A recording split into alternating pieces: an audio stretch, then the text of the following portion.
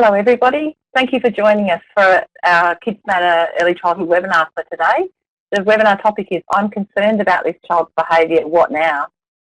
KidsMatter is a mental health initiative funded by the Australian Government Department of Health, and ECA has partnered with Beyond Blue and APS for a number of years to grow this initiative in early childhood.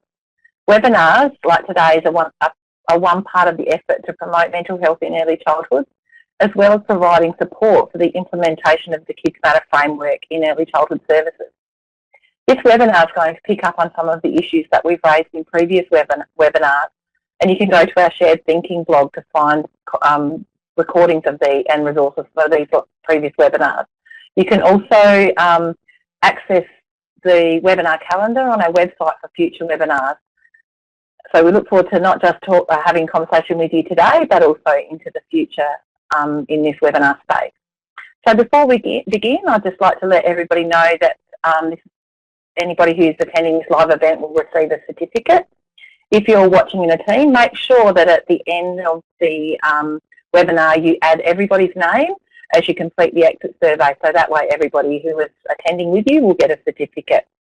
Also, welcome back particularly to all of those of you who have been before. And I'm sure you know your way around the webinar space, but for those of you who might be new, you are encouraged to participate in the chat and have conversations with each other in the chat and with the presenters as well. If you don't want to participate in the chat and just want to watch and listen to the presenters, you can actually minimise the chat by clicking on the little arrows that will reduce that from the screen. So we'll move on and get started on our webinar. And as we do that, I'd like to say Namani, everybody. This is welcome and acknowledging the Kaurna people, the traditional custodians of the Adelaide region, from where I'm meeting with you today.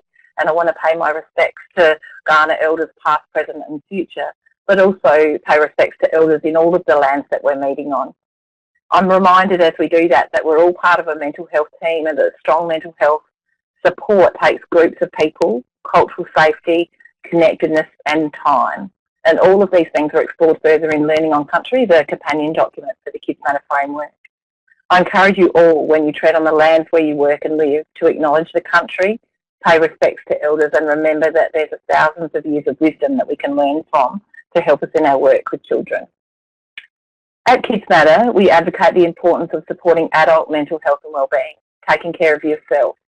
So while we have these conversations about children's mental health difficulties today, remember to think about and look after your own mental health.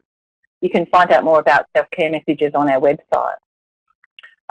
Just a reminder too, only to share what you feel comfortable sharing and be kind to each other, and also maintain confidentiality if you're talking about children and your workplace. So let's get started.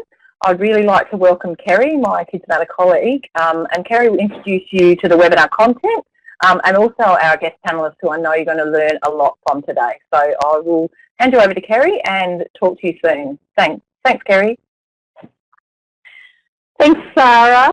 Welcome, everyone. It's going to be a really exciting webinar today because we're going to explore mental health difficulties as part of a panel discussion. So I'd just like to start by introducing you to our two other panellists who are going to be joining me in today's discussion. Kathy Hogan, who's the Director of Torquay Kids Early Learning Centre in Hervey Bay. Kathy's a very experienced educator and has actually been working in early childhood settings for over 20 years. So she's going to have lots of great ideas to share with us today. And I'd also like to welcome Lynn O'Grady. Lynn is the National KidsMatter Project Manager. So Lynn's working from Melbourne, and she's also a community psychologist. So from a community and health perspective, Lynn's got some really great experiences that she's going to share with us today. So welcome to our two panellists.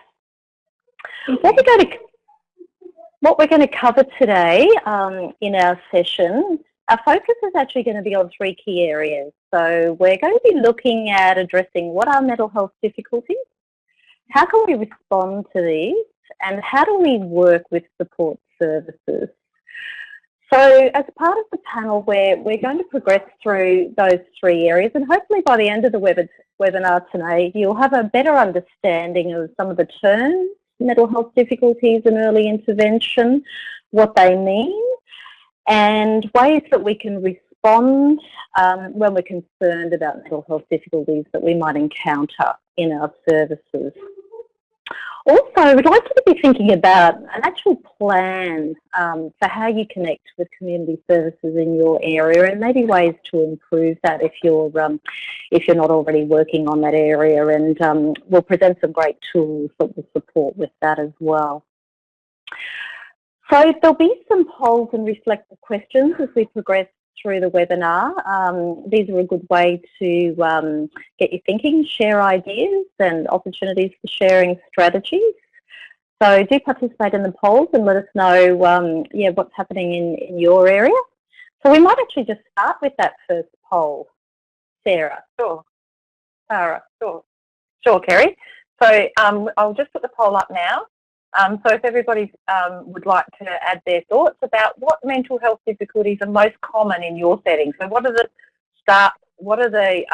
types of mental health difficulties you see?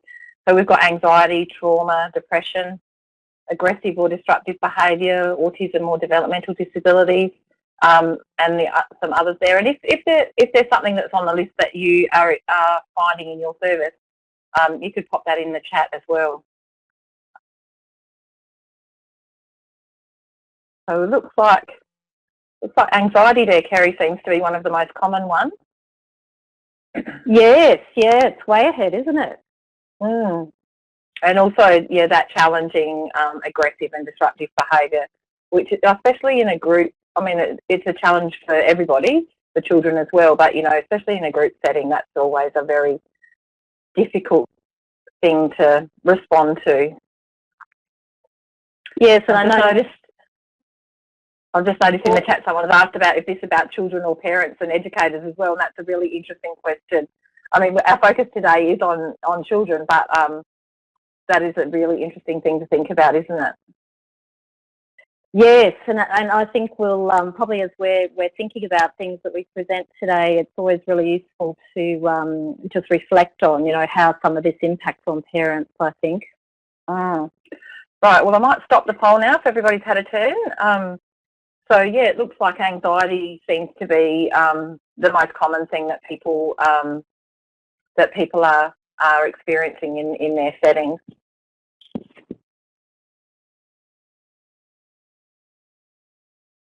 So I guess that was really, thank you for participating in that, everybody. I guess what we're starting to do is really just set the scene, I guess, for thinking about what mental health difficulties you might be experiencing, and how we're going to progress that, as Kerry was saying, is we're going to draw on Lynn and Kathy's expertise and ask 3 particular questions to each of them. So I think we'll start with Kerry as well, and we'll get Kerry's KidsMatter perspective. So we're going to start by looking at this idea of mental health difficulties. So Kerry, when we talk about that and when we just say mental health difficulties, how different is it from mental health? So could you just talk a bit about that first, please? Sure, thanks, Sarah. When we talk about mental health difficulties, I guess the definition of this, we define it as a broad range of social, emotional or behavioural difficulties that really cause concern or distress. So in young children, these are pretty common. We're looking probably in the range of 14 to 20% of children birth to 5 years of age who may fall into this category. So some of these are transient. That means they may last, but not necessarily. They encompass what we call mental health disorders or diagnostic categories, and we're really talking about, I guess, behaviours which are more severe or persistent when we're saying mental health disorders. Often that term, mental health difficulties, I guess in an early childhood context, is really known as emotional and behavioural difficulties. So that's probably a term that's more commonly used in our settings. I think it's really helpful to think about children's mental health as ranging on a continuum. So in its very simplistic form, this continuum really goes from good mental health, or what we call positive mental health, through to mental health difficulties, and at the more severe end, mental health disorders. It's important to remember that most young children are probably really at that first end. You know, they experience good mental health. It's quite normal and common for variations and fluctuations in emotions and behaviours. They're a normal part of development for children this age, and they can arise in response to change or common life stresses. In one of our earlier webinars, Janelle, you may remember if you participated in that webinar from Canberra, Janelle, who hosted that, spoke about what good or positive mental health was, and really unpacked that for us and what that looked like in young children. And it's related to having a not only a mentally healthy mind, but also a healthy body. So physical and mental health really go hand in hand, and they influence how children feel about themselves, what they do, how they think, and how they relate to others. Most people move from good mental health difficulties and back again over the course of a lifetime. So even where we do know of and experience children and families where there are mental health difficulties, it doesn't necessarily mean that children are going to be stuck in one particular place on that continuum. So it's good to remember that children are capable of moving up and down this continuum. And even children with mental health diagnoses can move towards and experience good mental health, but that often requires support in an environment that meets their individual needs. So we talked about that incidence being around 14 to 20%, and I guess what we see here is, children who have both externalising, which an example of that might be, aggressive behaviours, or, children with severe tantrums, and internalising behaviours. And that's where we might see children with an anxiety disorder or children who are withdrawn.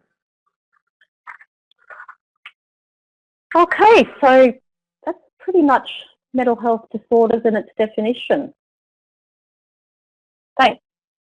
Thanks, Kerry. So that's given us a bit of a broad overview of what mental health difficulties might be. And now it'd be really interesting to hear from you, Kathy, about from your experience. So you're a director of a service and an experienced educator. So we'll hear if you could talk to us about some of the more common mental health difficulties perhaps that you see and experience daily in your setting. Certainly, Sarah. Thank you. Good afternoon, everyone, and welcome to the webinar. It's good to have you all here. My involvement and our centre's involvement with KidsMatter has been ongoing now for about 12 months. It's enabled us to gain knowledge and understanding, strengthen our ability to respond to children who may be experiencing mental health difficulties. Over the period of that 12 months, our educators have come to view mental health as being just as important as all other areas of child development. They've developed the knowledge and understanding of how to manage and support children through mental health difficulties by building extremely trusting relationships, which is the foundation for helping these children. Our service is located north of Brisbane. We're in a low socioeconomic area with a transient population, so it's a major tourism town. People come here on a holiday and then they think, oh, we might like to live there. They move here and then they realise that there is very little employment, and they can get themselves into a situation that influence their own mental health and also those of the children. So it was interesting to note that in the survey that a lot of people see anxiety, and that is one of our main ones as well. So when parents move here to a new area, the children take time to settle into their new environment. They may display signs of trauma or stress from these changes. So the things we see would be typical, I would imagine, in most services, clinginess to the parent, crying for long periods of time. But they also talk quite frequently about people in their past, so their old teachers, their old friends, and then they have difficulty moving on in their relationships. with their new educators and peers. Being in that transient society, situational stress and anger is a common mental health difficulty that we see. So this may be caused by a change to their living arrangements. In some cases, people move to the area and move in with extended family. They may be sharing bedrooms with more children than the room can comfortably fit. Children in this area we see are very difficult to be consoled, comforted. They're usually not able to socialise in any manner, and it does take them quite some time. However, we also see it manifest as anger. So they can be physically and verbally aggressive towards other children, but also to educators. We've also had cases where children have indicated some type of self-harm.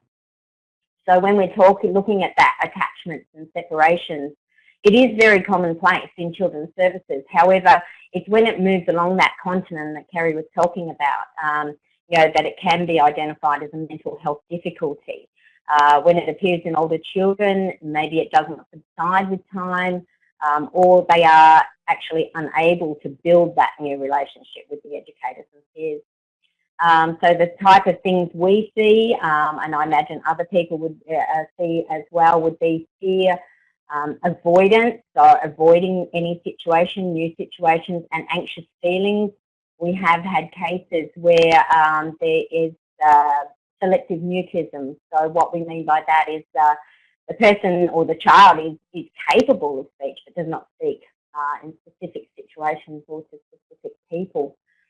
The ones that we're very mindful of, I suppose, and we've learnt to really pay attention to are the quiet and compliant ones, because as they're anxious, educators can overlook their problems until such a time as the mental health difficulty does escalate. So Kerry talked about those internalising behaviours, withdrawal, non-participation, the ones that we're very, very mindful of, particularly when children are new in the setting. So as an educator, it's really important to notice those in case we do need to provide support or intervention. Fear and anxiety is another one that we're seeing quite frequently, and I'd be interested to see what happens in the chat room with that, with shared care arrangements, with marriage and relationship breakdowns. So we have in the past had a child where the mother and father had a week about, so different rules, different expectations, expected to perform at certain times. Parents sometimes didn't arrive to pick the child up, meaning we needed to contact authorities, and that really placed that child into a situation of trauma. So we've been working now for 2 years, but through those relationships we've been able to assist this child to socially function, and he does still show some signs of trauma, but he is able to regulate his emotions and talk things through with his educators. Kerry also talked about the externalising behaviours, disruptive, impulsive, hyperactive behaviours, which is interesting, was the second most common on the poll. And we do see those for many, many reasons. It could be a parenting style. It may be family breakdown. It could be new siblings. It may also be siblings who have a high level need that reduce the amount of time that the parent spends with the other child. I think the main point to remember as educators is that when we learn to recognise and gain an understanding of where these difficulties may arise from, it empowers us and enables us to identify the signs so we can provide support and early intervention either to the child or the family. Thank you so much, Kathy. Sounds like a very interesting, dynamic and busy service. And as you said, drawing on from KidsMatter, the learning that's happened for you around identifying mental health difficulties has been really powerful, and really being able to help you with supporting all those children with all their various different challenges. Absolutely. So now we're going to hear from Lynn, who's a health professional and a community psychologist. And Lynn has got experience working in community settings and schools. And so, Lynn, we'd be really interested to hear from you, from your perspective, what you think is important in understanding around mental health difficulties. Thanks, Sarah. Hi, everyone. I think one of the most important or useful ways of thinking about mental health difficulties is to be thinking about risk and protective factors. And this is one of the frameworks that we use in KidsMatter. And it's really useful to be thinking about what are the sorts of things that are happening for children. And we've already heard some really good examples from Kathy about the sorts of situations that children and families can find themselves in. And that can be to do with family breakdown or moving house or a whole range of things that can happen on a day-to-day basis for families. And it's really these situations that people find themselves in that can place them at some kind of risk or can be protective. And there are also some factors within individuals. So each child, as we know, brings their own unique characteristics. So there'll be some protective factors that they bring in terms of their temperament or in terms of their capacity or their strengths. And there might be some areas of weakness or concern as well that can place them at risk. Then, of course, the family plays a really critical role. So the family is significantly influential in children's development, as we know. And so they will also have strengths and weaknesses at different times. They will have needs and can present risk or protection for children. Education settings play a really important role, particularly when families and children are experiencing difficulties, because they also can be protective or places where there can be some risks as well. So educators can do a lot of things that can actually support families and be protective in there.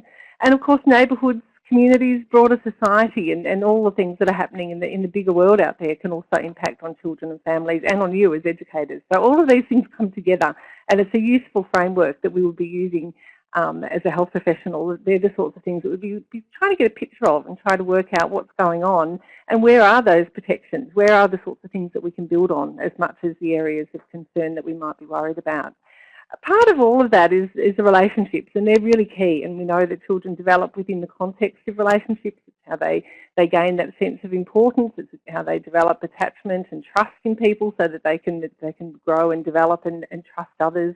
It's how they learn to cope and how they learn resilience. And they're learning that from home and family and communities as much as they are from you and your work and their participation in your centres, getting on with other children, dealing with a number of different adults during the day potentially. So there are a whole range of relationships that children grow and develop with as they go through. And throughout KidsMatter, we talk about relationships all the time. We talk about the relationships that adults model. We talk about the relationships between children. We talk about the relationships between adults and children. And that idea that adults helping each other is really important. So the idea of the village raising a child is a really important one that sometimes we can kind of forget about when we think about individual families and the isolation that can happen sometimes. So relationships are really key, and we'll probably talk about that some more today as well. Engagement with families is obviously a really important part of your work, and you would do that in your centres all the time, and providing that support, knowing that families play a really important role, but also knowing that parenting is challenging and has its challenges for everyone. And for some families that can look quite different, and that can need isolation. And Kathy's talked about some of those circumstances where families don't have the extended families or don't have the support if they've moved and had a family breakdown. They can be incredibly isolated, and they may look to you for support. As we're moving in rapid life changes, technology, various stresses associated with work and lack of work, lack of opportunities, mental health issues that adults and parents are facing, poverty, a whole range of different issues that can mean that families can be really struggling. And so your role in early childhood education and care settings can play a really critical role for families to be there for them, to really pick up on what's happening, to be that listening ear, to notice what's going on for them, to help link them into the community, help link them with other parents, but be a real support for them. So it's a very important part of the work and really supports families, and from a health and community perspective, I think it's a really important part of the work and the links that we'll talk about a little bit more later on as well in terms of us all working together. Thanks, Sarah. Thanks, Lynn. As you were talking, I was thinking about the brenner model and how important those connections around the child are and connecting everybody in together and the role that early childhood can play in that, in providing that really great village around the child. So we're going to move on now and start thinking about our, did I go too far? Yes, I did. Our next question, which is once we've identified, and we do have some questions from people around, how do you actually identify, which Kerry might pick up on again soon. But once we have identified a mental health difficulty, how are we going to respond? What can we do? So, Lynn, we might stay with you for now, and we'll talk about how we might, what early intervention means, and what ways we can think about responding. Thanks, Sarah. And early interventions language that you might often hear, and to hear people talking about it in quite different ways. So when we're talking about early intervention from a health point of view, we're kind of talking about recognising the needs of young children is one way of thinking about it, not waiting until children get to school or become teenagers or even adults. We now know that early childhood is an important time in children's mental health, and I guess KidsMatter Early Childhood is really the recognition of that we're here because that's been recognised. We also talk about early intervention when we're thinking about the early signs for children. So when we start to notice some of those signs before we get to a full-blown kind of incident or a recognition that there's anxiety or it's serious aggressive behaviours, some of the things that we saw in the poll. So recognising the signs at the earliest possible stage. So recognising the small changes that we notice, and again, people in families, people in early childhood services are really able to pick up on some of those really early signs and start to think about what's going on here, and maybe have the conversation, maybe check it out with the child, maybe check it out with the family, see if other people are noticing, and have some conversations at a really very early stage. Sometimes it might be that there's been a change, there's been something that's happened at home, and you can quite easily recognise that that's what this is about, that it's in relation to something that's different, something that's happened. And so you can make some sense of that, and you can maybe be talking to the family about what you might do for this particular time to get through a bit of a change or get through and support the child. If we ignore it, there's the risk that it can become bigger, but we also need to put it in the context of what's happening. So we might have some suggestions and work with the family to see what we might be able to put into place early on so that we can actually catch it, but recognise that it's to do with something that's happening, and whatever we can do to settle that down.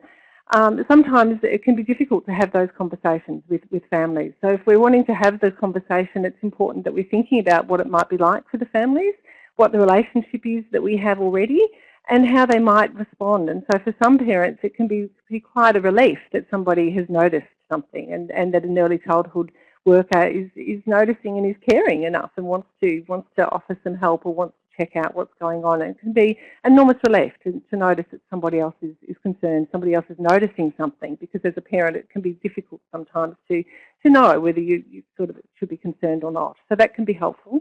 But for some parents, they might not want to hear about it. It might be they'll grow out of it, it'll be okay, overreacting, there's no need to worry. And that can be really difficult. And so it might be continuing to check what's happening, continuing to have conversations with the parent, identifying small things that you are noticing, and trying to help them to feel more comfortable about seeking some help, perhaps, if that's what you're thinking is needed.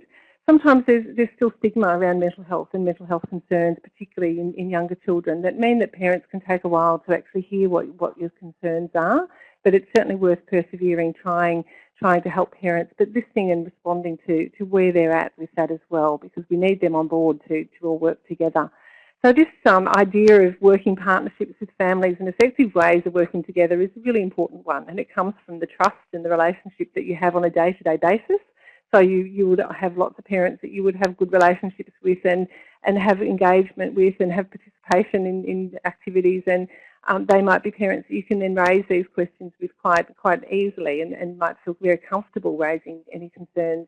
And then there might be other parents who have to work a bit harder at that relationship, and you have to find some different ways as a centre, work out who's best placed to do this, how do we tackle it, what can we do to build the relationship before we have some of these conversations. But without that support and without the partnership with families, it's very hard to progress getting some additional support for children.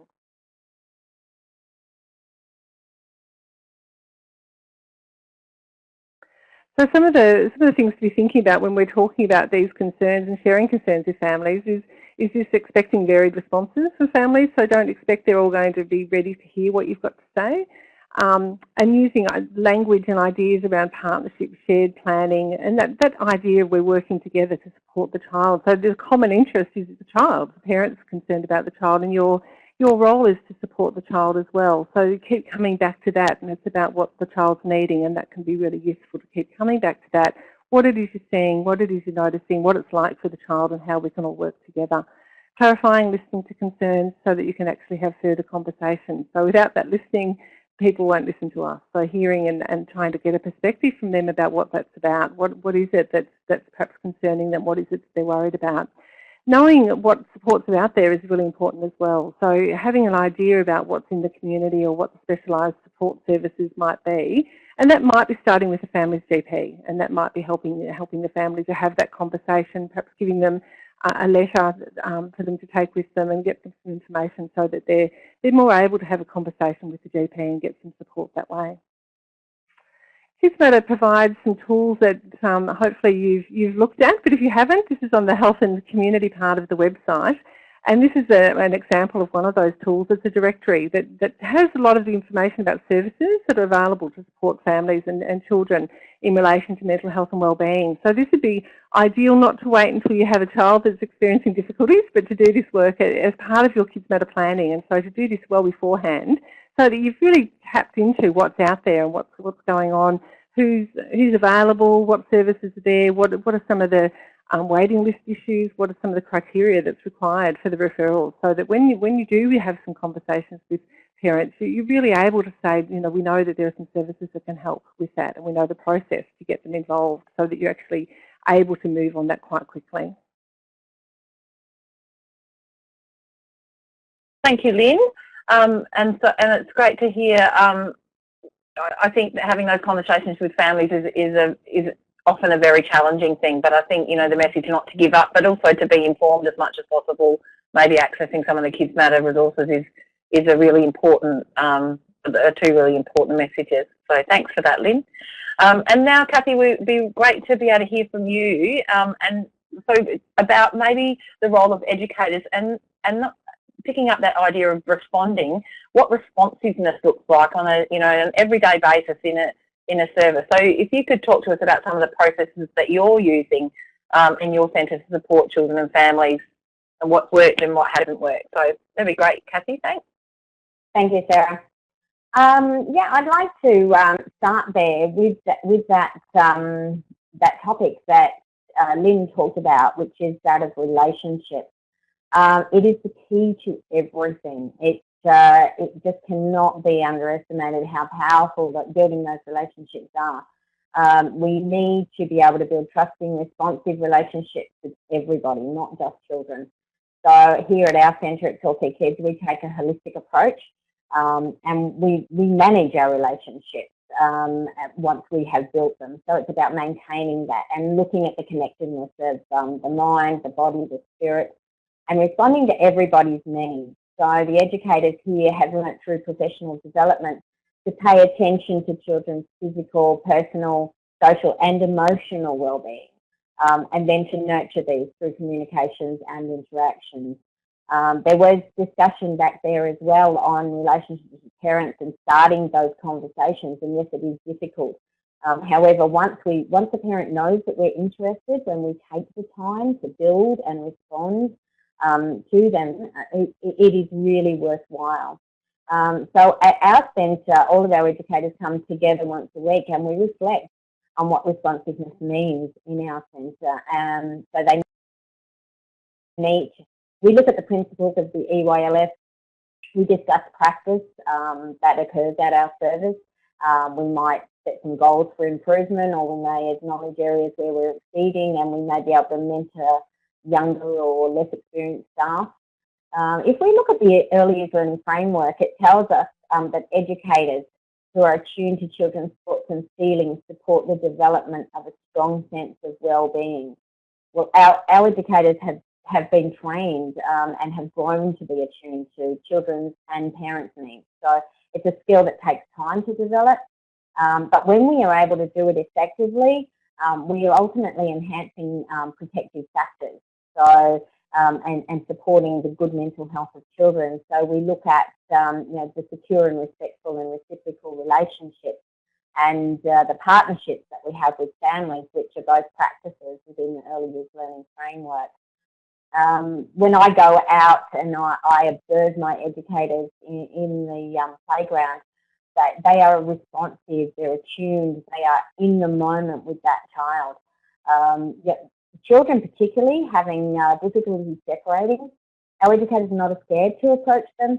We need to approach them with confidence and let them know that they are in a safe and secure environment. It may seem daunting at times, particularly for newer and less experienced educators. However, sometimes we don't even need to speak. It's just a matter of being there and comforting and consoling and just touching the child and letting them know that you are there when they want to talk. One thing our educators don't do is tell a child that it's okay, because clearly it's not okay. If a child is distressed, if they're crying, if they're screaming with their arms outreached, it's not okay. So, for me, it's important that we acknowledge that with use of language. So, I can tell you're feeling sad, mummy is going, acknowledging it with communications, even if the child can't respond immediately. They will stay with the child until they're ready to venture into the playground, and this can take anywhere from 10 minutes through to half an hour, even longer. I particularly myself spent 2 hours the other day with one child, just ensuring that she knew that she was in a good space. And then we revisit, we go back and we see that child. How are you feeling? Are you feeling better? Has that emotion passed? What are you feeling now? So really letting that child know that they are very, very important. We have had a case where there has been a need for response. I noticed a question there, how do we know when someone is suffering? We see it in the child, and through that we were able to act swiftly. And by doing that, we took videotapes of the behaviours, we took anecdotal records, we looked at incidences of what educators had experienced with his anger, with his physical aggression. We communicated with his mother, and we put all that together. We responded. So all that information then was put in to develop a behavioural management support plan.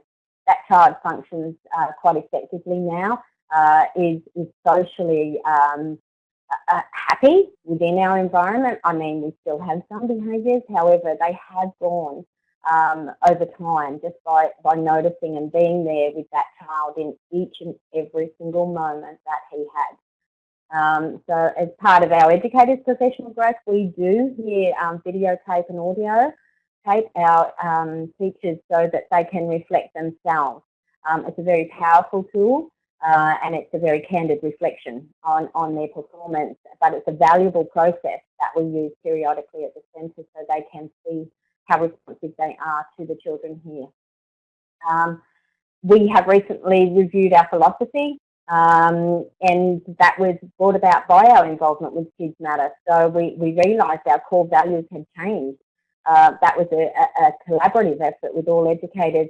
Each educator made a vision board and with what values were important to them. We put that together with information from parents, community, with our elders. And we've created 4 core values, and the central core value of that is well-being. From that we have trust, learning and citizenship. So educators have examined those words extremely carefully, and we've looked at what that means to our service and what does that look like on ground level for responsiveness. And they now understand what the implications are for their practice, and they apply these principles on a daily basis to respond to everybody's needs. I think the best thing all educators can do is to work collaboratively with others, one agenda for the whole team, and that should be the wellbeing of children. Here at our service, our collaborative efforts have resulted in an extremely positive work culture, and that contributes to the good mental health state of everyone here at Kids. Thanks, Sarah. Thanks, Kathy. Kerry, we might move on to you now to just give a bit of a wrap up and a link into some of the KidsMatter resources as well in terms of responding to children's mental health difficulties. Yes, Sarah, isn't it amazing? I think just listening to Kathy there, you know, unpacking some of the responses and some of the strategies that she's used with her team, I think really interesting to listen to that. And Lynn, you know, with that focus on, you know, how do we work with families and really tuning into kids. What does that mean, and what does responsiveness actually look like with young children? So I think we're starting to see a kind of a multi-layered approach here. It's not just about doing one thing, but there's often many things that we can do. So there's a few KidsMatter tools that are really useful in this area, and they can support educators in working with children who have mental health difficulties. So some of you may have used these and be familiar with these. The KidsMatter Ways Action Chart is a really great tool to use, particularly with Aboriginal and Torres Strait Islander families, but you could use these in a more general context as well, and they're on our website. You can find a range of action charts. This one's about early intervention, is powerful, and that's a key message for us in mental health. But we can also, there's some other messages there along with those action charts that we might want to look like. Another resource is the Beatles chart. We've talked about that in other webinars and earlier webinars and unpacked that a little. Those links are in the chat with some of these resources, so go and have a look at those if you haven't already. But the Beatles chart's a really effective tool around observation and recording, and some of the earlier questions we had about identifying mental health difficulties. So this is one tool that can really help with that in terms of identifying some of those risk factors that may be operating in a setting and with families, and then, you know, what do we do about those? How do we work with those risk factors and build some of those protective factors? It can also be useful in terms of identifying, you know, some of the mental health issues in our teams that we might want to look at as part of that scenario as well. The other resource to mention is the ebook Introduction to Mental Health. So that's on the website as well. This is a good resource when we're wanting to get, particularly I think for new educators who may be new to the whole area of mental health difficulties or diagnoses. That's a tool that provides some good explanations of what this area is about, and also some of the more common diagnostic categories that we might see, like ADHD or separation anxiety or, you know, autism spectrum disorders. So that's a useful resource to refer to as well. So, Sarah, back to you. Do we have any other questions that we haven't answered yet? No, I think lots of people are talking about. I might just pop the poll up while we're doing that, Kerry, because we're going to move on to thinking about the idea of referring and which agencies people are already accessing. One of the things that's coming up, and I'll start the poll now, one of the things that's coming up in the chat is people are talking about how overwhelming this can be, and I think I'm just reminded again that we need to take care of ourselves as well in the process of taking care of others. And also, as Lynn was talking about too, that notion of referring. So I guess what we're going to try and explore now is thinking from you know, which agencies, and remember you can choose more than one, but how this has to be a part of a team, not just an approach that we can do by ourselves. So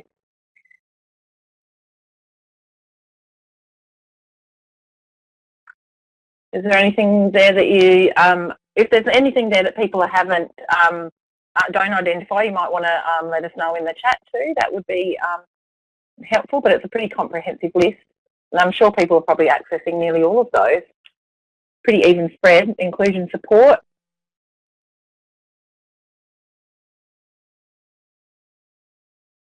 Local health services, allied health as well. So we might stop the poll now.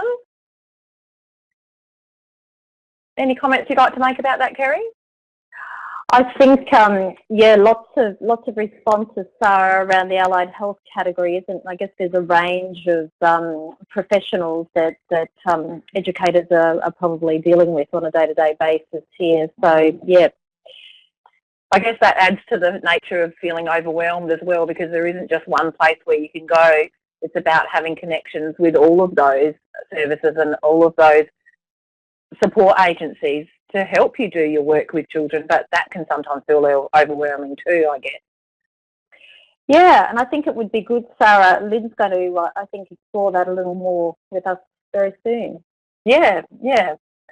So that moves us into our last question for the panel. So how do we work with these community professionals? What are the best and effective ways of doing that? And Kathy, we'll start with Kathy this time. So Kathy, if you could perhaps talk to us about at your centre some of the very specific things you've done, and then we'll move later on to Lynn and talk about from the health and community perspective as well. But Kathy, if you'd like to share some of your fabulous stories with us, that'd be great.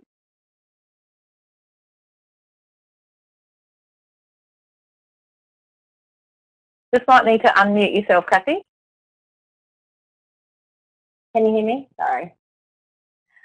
Yeah, at our service, we have utilised all of those services. So I think the difference with us is making sure that the referral is a good referral. And by that, we mean that the family is able to trust us to make that referral or to support them in gaining help. And one way in which we do that is that we have employed a family support coordinator. Her role here is a supportive position for educators and families. And it came about due to we recognised that there was a need for our families to get local and community support through times of crises. And we decided that it was our duty of care to act on that. So it enables us to build relationships with the families and help and assist them to manage those difficult times. So Lizzie is her name, and I like to call her Lizzie. She's a very special person, and she is a qualified intervention officer. So her role primarily is to support the families, and she's in the kitchen, which is just located at the front of the service. So as parents come into the centre, she can identify, she may hear conversations that they're having with me and say, oh, Kathy, I think maybe they need to talk to someone, or they're not feeling so well. And she's able to pick up on things where, being a busy person, sometimes I don't pick up on. So she's able to start conversations with families and gradually build a relationship with them so that, she can address their needs in a very supportive way. She is fundamentally, I will say, a listening ear and a soundboard. At most times, families a lot of the time don't need a referral past this. They just need someone to notice, which was talked about before. And Lizzie is able to do that extremely well. She supports their good mental health or their return to good mental health after a time of need. So the types of things she will do is just give them a call to see how they're going. She takes some parents down to the beach for a coffee and a chat where she just sits and listens. She's gone into parents' homes and supported them through trialling times with their children with behavioural concerns. So, but in addition to that, she's also an amazing support for our educators. So she provides encouragement and assistance to them, and it's an extra pair of hands when the going gets tough in the rooms, and we all know that can happen and then affect the educators' mental health. So as Lizzie's walking through the rooms delivering meals, she'll provide a little bit of extra support and TLC to the children who she knows are needing that right at that very minute. So I think it's allowed us to break down a lot of barriers with parents who may have felt at some point that they can't come to us, whereas now they do know that they can freely come to us. What took probably a month to get one person to talk to Lizzie is now, generally a couple of lineups at the door every morning for a little chat and see how Lizzie will see how they're going. So the other thing that we've been able to determine from that is that there has been a level of social isolation in our community. So in order to help break down that barrier, we've collaborated to hopefully start a play group in January where parents who do not have a support network will be able to form some relationships with other parents, and Liz will be there as a guiding light for those parents. If they're having trouble with transport, we'll go and pick them up on the bus and bring them in. And we feel that this will be, you know, a real bonus for our parents at our service to support them in trialling times. In finishing, I can truly say participating in KidsMatter program has enabled us to be supportive, understanding, and be able to identify mental health difficulties in adults and children, including our own educators. So I think, you know, in acknowledging that, one of the major things that we've done for our educators now is introduce the 9-day fortnight. So educators who work full-time have the 10th day off, and we call it a day of rest. So they take time out to recharge their batteries and maintain, you know, a good mental outlook for themselves. They are reflective practitioners, and for all the educators out there in this webinar, you know, we need to look after yourself. Your own self-care is fundamental to ensure your own good mental health outlook, so that you can then support the children and the families through their times of need. Thank you, Kathy. I'm liking the 9-day fortnight too. And I was thinking while you were talking, wouldn't it be awesome if we could clone a whole lot of Lizzies and everybody could have a Lizzie in their space. But I think what everyone needs a Lizzie. Yeah, I think what you've been talking about is, you know, opening your eyes up to the possibilities of those things that you might not have even thought of before. So thank you so much for sharing your wonderful stories. So now we might move on to Lynn. And so Lynn, if you could talk to us about some of the tools that are available and things we can keep in mind when we develop good links and pathways with support agencies. Yeah, thanks, Sarah. And I think it's really good to hear from Kathy about some of the creative ways that services can provide support to families. And I've been keeping an eye on the chat, and I can see that there's some comment around not all rural and remote areas, for example, don't have as much access to services as other places. So being very mindful of that. And looking at what is there and making sure that you are aware of what services are there, because sometimes from a health perspective there are services wanting to get into work with schools and early childhood services that aren't able to do that, aren't able to get in. So really mapping out what's there, and KidsMatter has developed some tools that can help you with that. So we've already talked about some of them, and the other question was when do you know when to refer? So the Bettles tool can certainly help with that. But knowing what the agencies are and who's there, and having the conversations with them to work out what point do they take referrals is a really good way of doing that as well. And then over time you build up a bit more knowledge of about that. And we know that some services, it is children and families who are in crisis. So child and adolescent mental health services, for example, it's often those children who are most distressed or experiencing most difficulties that they take. So you sort of get to know that after a little while and check that out with the services. So some of our resources are trying to help you to do that, to have the conversations with people.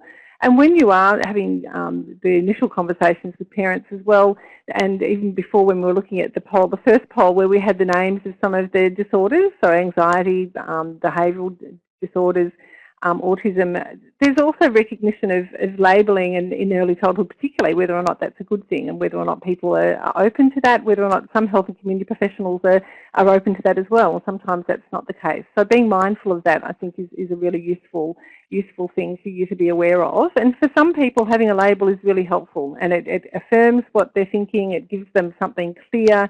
It helps them to be able to see what's going on, helps them to access services as well, because some services are specific. So autism services are often specific to having a diagnosis. So having that name and that label can then give you a chance to say, well, for children who have this label, we know some things about them. But within that, we also know that each child is an individual. So the label can tell us so much and can be helpful to a point, but we don't want to lose sight of the child, and we don't want to be thinking about the child as the label. So we don't want to be talking about the autistic child. We want to be talking about the child who has autism, if we are using that kind of language, and be sensitive about the language there. And for some people, then they're really not wanting that the label. They're really uncomfortable with that idea. So again, being mindful in our relationships with parents to be thinking about that and using the language that they're most comfortable with. If we're thinking about building community partnerships, that identification of them is a really important starting point if we can. And some services, again, if they're not in the local community, having phone conversations might be a way to do that. So if they're not actually directly in your community, but you might be able to set up some secondary consultations, would be what they'd be called, where you might be in the catchment, but you can't actually refer parents directly there, but you might be able to set up some teleconferences or some phone conversations or consult with them to get some support. So having conversations about the range of services or the creative ways that you can work with them is really important, particularly when there's limited services. If you are able to invite them to come along to your service, so again, this is work you do not when you've got the child and family in front of you that you're concerned about, but the work that you do as part of your overall KidsMatter planning. So recognising services, invite them along, ask them if they can come to events, ask them if you've got information that you can share, and it might be through newsletters or it might be through an actual physical display at your service, and really finding out what their work is and what they can do for you and how that might change over time, if their work is changing or if their rules are changing. That's really important. We have another tool that hopefully you'll find useful. This is again on the Health and Community webpage, and it's called Working Together.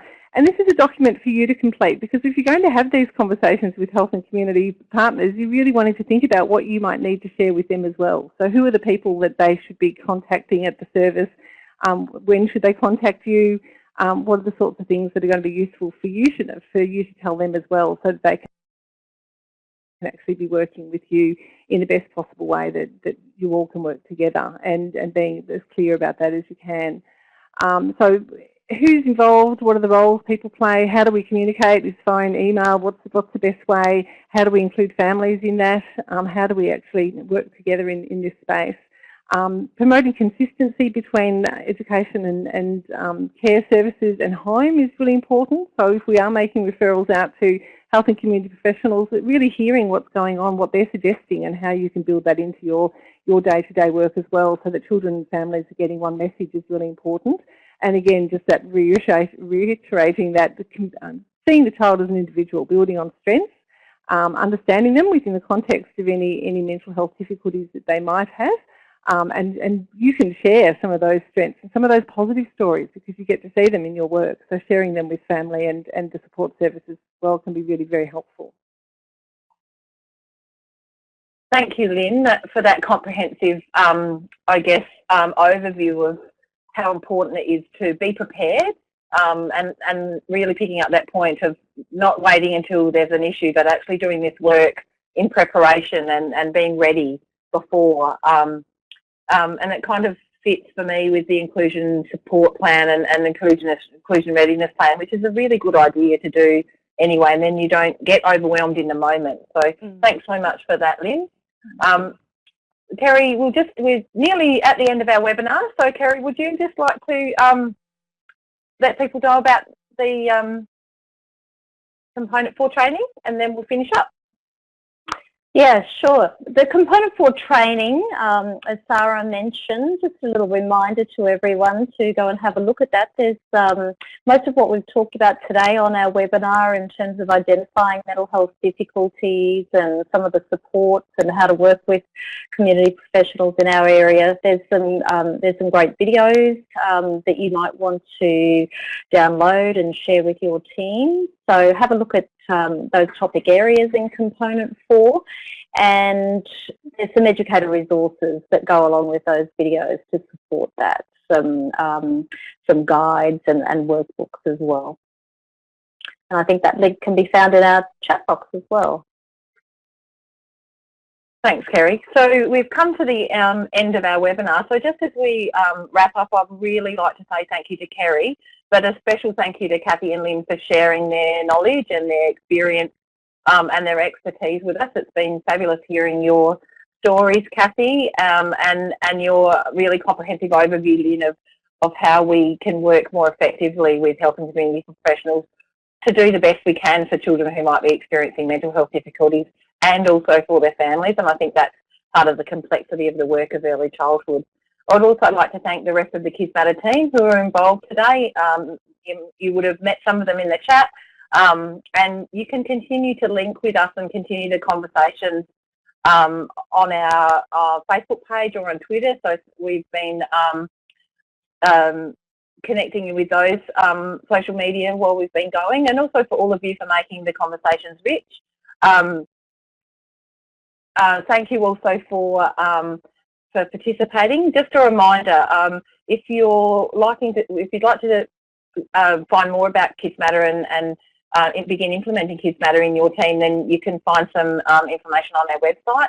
And also a reminder that to complete the exit survey, remember that if you're watching with other people, you need to put everybody's names on the and their email addresses so that you'll get a certificate. And once again, thank you so much for coming. We look forward to continuing the conversation. Remember that you will receive a copy of the recording and the resources that have gone along with today, so that you can continue the conversation with us, but also backing your staff in your services as well. So thanks everybody for coming, and goodbye.